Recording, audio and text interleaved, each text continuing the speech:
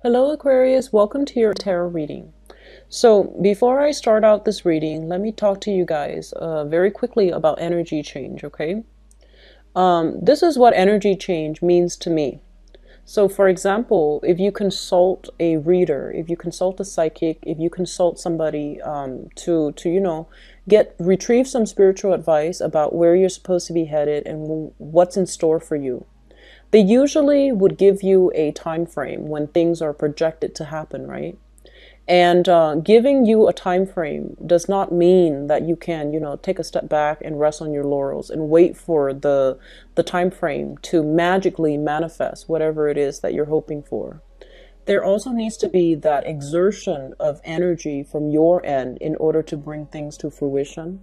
But there's also needs to be, having that sense of that sense of peace to wait out for the energy to happen. And it depends on the situation. So for example, if you're looking for a job and somebody tells you, 3 months time, a job's going to come through. So they say let's say July. And then you just sit back and don't do anything. The job is not going to come through. And at the same time, if they tell you this person is going to be coming back in 3 months time, and you don't wait for that 3 months period and you reach out first, or you don't wait for the 3 months period to pass and you consult another reader, it basically means that you have to wait for that timeline, for that energy change to happen before you can consult further into a situation. Does that make sense?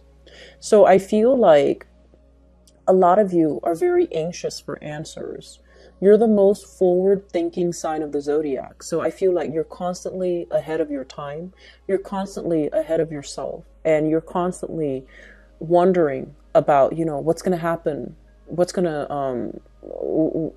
to take place? How is it going to pan out? And so you constantly seek validation. You constantly seek answers. And a lot of the answers might not, in the grand scheme of things, be very important. And so I just want to have a little bit of an advice, segue into an advice for you guys. Wait for the energy change to happen, okay? And then see how things pan out. So patience is something that needs to be cultivated from your end. And a lot of the times when we want answers, when we want to see into the future, there is an element here innately of control, wanting to control outcome, wanting to control a situation. And you might not look at it that way, but I feel like that's one of the ways in which wanting all of these things are manifesting in a way that indicates control. And so you might not get the answers that you're seeking because the universe wants you to be patient. The universe wants you to experience the whole process of waiting, the whole process of trusting that the universe has a divine plan in store for you.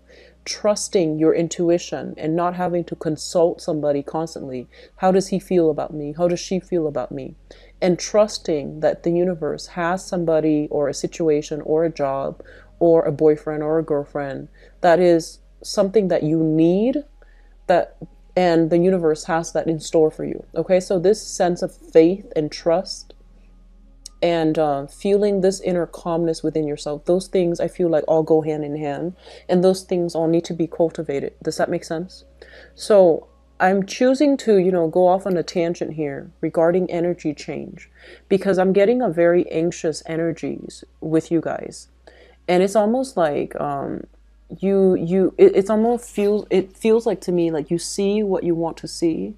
You feel what you want to feel, and you're not looking at a situation realistically. You're not looking at the reality of a situation. So it's not so much that you're not a naive sign. So I don't want to say you're looking at the world through rose-colored glasses. I feel it's more like, despite the evidence, you see what you want to see, and you only hear what you want to hear, and you're not looking at a situation objectively.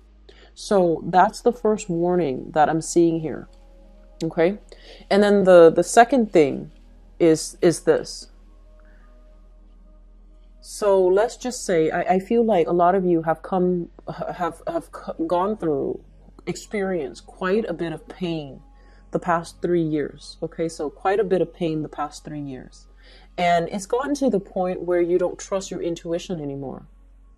And you need to find a way to resolve it, and you need to find a way to get in touch with your intuition. So that means doing heavy meditation, doing heavy grounding, so that you're not running away with your thoughts, so that you're not like overanalyzing, overthinking, and shooing away your intuition when those psychic intuitive hits are trying to come through.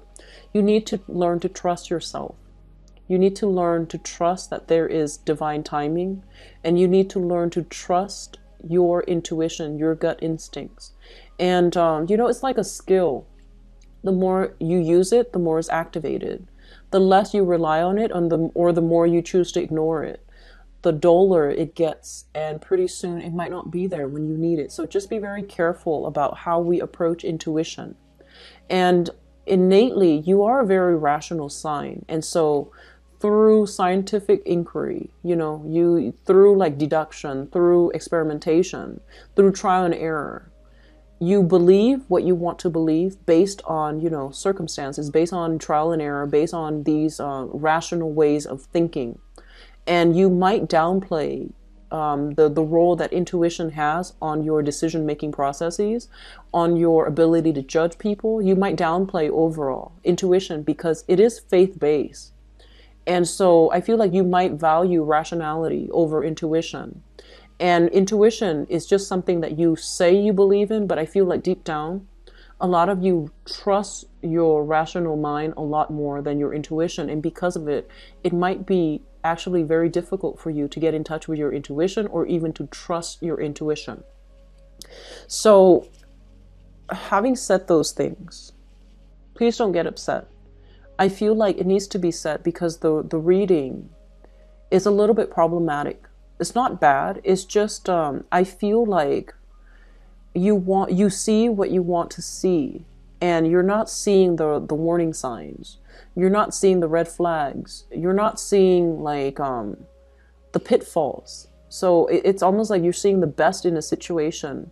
You're hoping for the best. And when you're fixated on something, you only want the best, and everyone wants the best, but they're realistic. And I feel like because you're so fixated on this specific outcome, you can't really picture it being anything else. So I feel like you might have blinders on.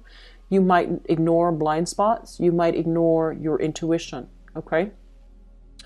And so let me talk about the past very quickly, and then I'll transition into the future to avert some of these things. Okay, so you've been hurt really badly in the past, right? And I feel like some of you, I don't feel like you've learned. That's what it feels like to me. So you might have dated the same type of people in the past, and you're dating the same types again in the future. You might have dated somebody who's very exciting, very thrilling, very eccentric to be around. And they're all talk, no action. Okay? And I feel like you're repeating the same mistakes. You might have dated somebody that you have really strong attraction to, right? And, you know, a lot of the attraction, a lot of the chemistry, it comes from like opposites. And I feel like you're dating somebody that is so different from you. They don't even have like the same goals. They don't even want a relationship, for example. And you're overlooking these things because you're just like, oh, the chemistry is so strong. I'll take what I can get. Or eventually they'll, you know, come around and they'll be right for me. And it's like, no, they're not right for you right now. And in the future, if you put your life on hold for them, I feel that you're going to be very disappointed further down the future, you know, further down the line. And you're going to be a little bit resentful that you've waited, hoping that, you know, they would be the right one. So I feel like there are pitfalls here that you have to avoid. And a lot of it comes with learning from the past and, you know, making like choosing something different for yourself, choosing a different path, choosing a different type, choosing something that will allow you new opportunities, choosing something that will allow you to step out of your comfort zone, choosing something that will provide a new experience. Because I feel like deep down, you are a fixed sign, and you tend to go for the same types. And there's nothing wrong with going for the same types. But if we have had bad, like a series of bad relationships in the past, and if we narrow it down, all the exes are the same types, then it's not going to work out. And also, this is not just pertaining to love. This is also like work. If you've had the same, previous 3 years, the same type of work, and you're hoping to branch out and you're choosing the same types, it's not going to work out the way that you want. Okay. So they're saying to step outside of this type, step outside of this mold, do something a little bit differently, because I feel like that's going to break you away from this cycle. All right. So on the friendship front, on the work front, things are actually very, very good. I feel like there's a lot of camaraderie. There's a lot of good rapport between you and supervisors. So I feel like you're on the right track when it comes to work, okay? Many of you. And I'm sensing that some of you are just in a position where you're not really advancing anymore. You're not climbing that corporate ladder. You're not really learning anymore. You have pretty much maxed out on everything that you're learning. And so I feel like, you're happy going to work because you don't have to start from the bottom of the totem pole. You're in a position where others respect you. You know what you're doing. Work is flowing well. You love your coworkers. You love your supervisors. You love your managers. But mentally and emotionally, I just don't feel like you're growing anymore. You've learned everything there is to learn. And so they're saying, take the next step. And if you've learned everything there is to learn, the next step might be, getting a new job or starting your own business. Okay. And I know that those are just I'm saying it in a very flippant manner, as if it's very easy to do, but I feel like you might want to consider it. Okay. Just like take some time to really mull it over and see if that's something that you want to do. Okay. And then I feel like for others of you, this energy might play out on the relationship front. You're seeking excitement. You're seeking passion. You're seeking like this, a lot of intensity in your relationship. And I feel like it's a series of seeking really thrilling, exciting, passionate, I feel like also sexual relationship partners, but they're not very reliable and you're not compatible with them. So the relationships in the past have been very turbulent. They have been really problematic. And you're seeking the same type of relationship right now and also in the future. So be careful about that, okay? Oftentimes when we meet a new person and there are things about them that resembles the old person, it makes us feel very comfortable. It makes us feel at ease because there's that sense of familiarity, right? That's not always a good thing. It's not always a bad thing, but it's not always a good thing either. When that comfort, when that familiarity is there, it basically means that we're dating the same type of people. So just be very, very careful, especially if the past 3 relationships have been very turbulent, okay? So Aquarius, it goes without saying, once you turn your back from a person, you turn your back, you move on, you don't look back. And so once you are emotionally checked out, you're done for good. And so I would advise you, if you have been in a very turbulent relationship with somebody and, they're like, let's be friends. I would say just cut them loose, just cut that off, because you feel like, oh, what's the harm? Let's be friends. But no, it's going to lead to trouble. So just be very careful about, who your friends are. Because if it's an ex and there's still like resentment, there's still passion, there's still chemistry, there's still some unfinished business, it's going to inevitably turn back around into like another turbulent love relationship. So you want to be very careful, okay?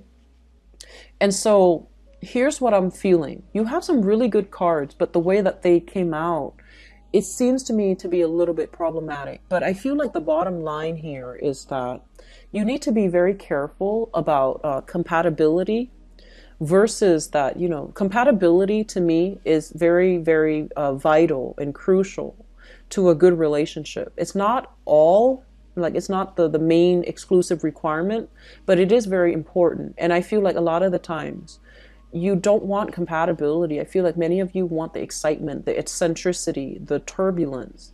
and that really strong sexual emotional connection, because it's really hard for you to have a sexual emotional connection with another person. So when that somebody triggers it, like, you let them in all the way, okay? And so it's really hard for you to let go of that person when you know they're not the right one for you.